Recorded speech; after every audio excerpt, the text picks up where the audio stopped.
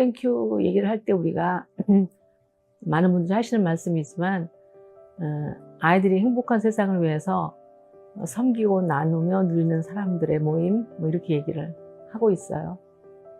2015년부터 준비해서 2016년에 사단법인 설립이 마무리가 됐어요. 그 전까지 2000년부터 쭉 개인이 운영하는 아동그룹홈을 운영하고 있었고요. 두 곳을.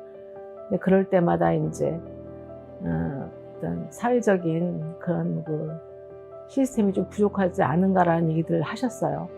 어떻게 개인한테 보조금을 줄 수 있지라는 얘기를 보조금을 주시면서도 하시기도 했고, 그래서 법인 설립이 어떤 그런 공공성을 확보하는 것이라면 법인 설립하면 되지 않을까라고 생각해서 한 1년 정도 준비해가지고 설립을 했었습니다. 네, 여러 가지가 있겠지만 정관상으로 보면 아동그룹홈 설립 운영 이게 제일 중요한 사업이고요. 그 다음에 자립지원 그룹홈을 해서 이제 퇴소를 했을 시점에부터의 아이들에 대한 보호나 관심 같은 거, 그래서 자립지원 사업이 있고, 그 다음에 아이들의 원가정을 회복시켜야 되지 않을까, 그래야지 아이들이 우리를 떠나서 갈 곳이 생기지 않을까, 그런 생각으로 한 것이 원가정 회복 지원 사업이고요. 아이들한테 뭐가 필요할까라고 생각을 하다 보니까 도서관 운영하게 됐고요. 책을 많이 읽어야 된다고 생각했어요. 저희가 얘기하면 다 잔소리고 책을 통해 듣는 거는 아이들한테는 그거는 이제 지식이고 짐이라고 생각을 하니까 저희가 또 공연을 통해서 사람들을 만나서 여기서 이런 일도 이루어지고 있으니 저희랑 좀 함께 해주세요. 이런 얘기를 할 수 있는 기회를 만들어 보려고 또 소극장도 만들었던 거고, 그 다음에 저희가 그런 일을 할 때 지역에 있는 분들하고 협력되지 않으면 못하는 일들이거든요. 그래서 지역 연계 사업이라고 해서 조그맣지만 어떤 그 지원 사업 같은 경우를 이제 따내서 그걸 가지고 지역 분들한테 뭔가 해드릴 수 있는 문화 사업 같은 것들, 교육 사업 같은 것들, 그런 지역 연계 사업 하고 있고요. 2024년부터 우리가 지금 이렇게 그래도 풍요를 누리고 있는 거는 우리나라가 어려웠을 때 우리를 도와줬던 많은 나라들이 있는데, 우리도 그런 곳에 있는 아이들 한 명이라도 좀 돌보면 어떨까 싶어서 해외 아동 지원 사업 그래가지고 한 군데 하고 있는 게 있어요.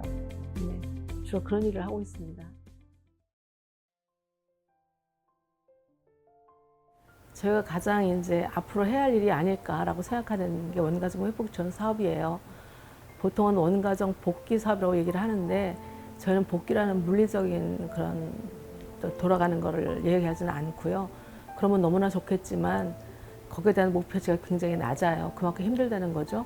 그보다는 이제 원가정과 우리 아이들이 따로 생활하고 있지만 아이들이 크는 것만큼 원가정도 성장하고 발전하고 좀 치유되기를 바라는 마음으로 하는 게 원가정 회복 지원 사업이에요. 진정한 아이들의 자립이나 행복은 원가정, 아이들의 뿌리가 되는 원가정이 회복이 되는 거라고 생각을 해서 저는 굉장히 중요하게 생각을 하고 있는데, 저희 법인이 워낙 이제 연약한 곳이다 보니 아주 작은 일부터 지금 시작을 하고 있는 중입니다. 네. 코치들을 모셔가지고 뭐 가족 세우기 코칭 뭐 이런 것도 하고 경제 코칭도 하고 새롭게 하고 싶은 일을 위해서 취업 지원, 자격증 취득하는 거 돕겠다 했고 그렇게 하겠다고 그랬어요. 그러니까 그렇게 한 발자국씩 갈 때 저희는 굉장히 이제 큰 보람을 느끼죠. 그리고 그냥 희망을 보는 거예요. 결과가 어떻게 될지는 잘 모르지만. 2019년, 18년, 19년 경이었어요. 근데 가만히 보니까 저희 집에 이제 가끔 손님들이 오시면 쌀이나 라면을 가져오시더라고요. 근데 사실 아이들이 이렇게 많은 걸 먹는 게 아니고 식구가 많은 건 아니니까 쌀이나 라면 같은 거는 계속 남는 거예요.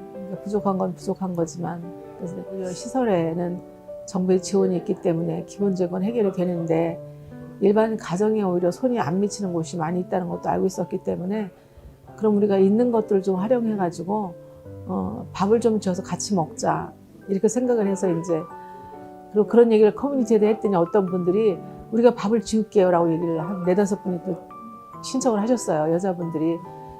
그래서 이제 행복맘에 뭐 맛있는 밥, 집밥 함께 먹어요. 이런 타이틀을 가지고 우리가 우리 마을 1000원 어린 식당 이렇게 문을 열었죠. 2019년 2월에.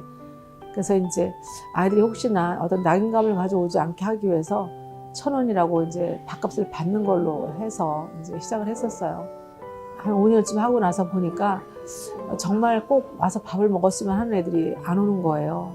그래서 그럼 우리가 갖다 주자 이렇게 결정을 해서 지금 재작년부터는 도시락을 만들어서 이제 집에 배달을 하고 있는 중이에요.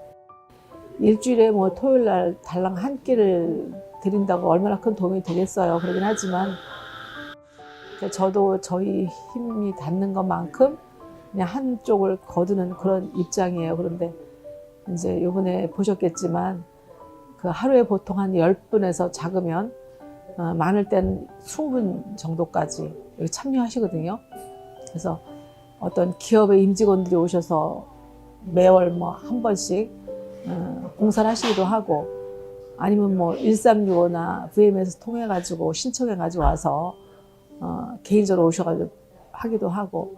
안녕하세요. 제 이름은 구자출입니다. 2년 전에 제가 고등학교 교사였었는데 명퇴를 하고 봉사할 곳을 찾았는데 이곳을 알게 되어서 지금 3년째 봉사하고 있습니다. 사회가 이렇게 건강하고 너희들을 위해서 이렇게 좋은 사람들이 있구나 하는 것을 보여주기 위해서 처음 시작했고요. 제가 위원장으로 이제 배달도 하고 그리고 음식을 같이 조리하고 그리고 배달 과정 속에서 기쁜 것은 그분들이 맛있는 음식을 듣고 저희에게 조그만 손편지와 또 사탕 같은 것을 이렇게 보내주시면서 너무 감사하다 했을 때 많은 보람을 느끼고 있습니다. 저희처럼 이제 어떤 그 재정적으로 열악한 데는 인건비를 마련할 수 없거든요. 그분들 때문에 저 일을 할 수 있는 거예요. 그래서 자원봉사자가 정말 사회복지의 꽃이다. 후원은 또 말할 것도 없죠. 큰 규모의 그런 거 필요하지만 저희 이제 월 10,000원씩 그렇게 후원을 주로 지금 받고 있는데 소액이기 때문에 오히려 지속적으로 가능하고요. 자원을 가지고 필요한 것에 꼭 필요한 것에 좀 더 중요한 일에 쓸 수 있도록 해서 그런 소액 그 기부자들이 많아지기를 바라는 거예요. 네.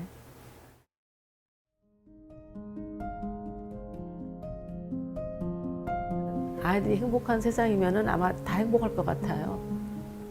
아이들이 행복한 세상을 위해서 섬기고 나누는데 그걸 누릴 수 있어야 돼요. 그게 섬기고 나눠서 피곤하고 힘든 게 아니라 그 자체가 누리는 인생이 되면 좋을 것 같으니까 저희가 원하는 거는 그거예요. 아이들이 행복한 세상을 위해서 섬기고 나누며 누리는 사람들이 많아졌으면 좋겠다. 이게 저희가 이 사회에 하고 싶은 이야기라고 할 수 있죠. 예.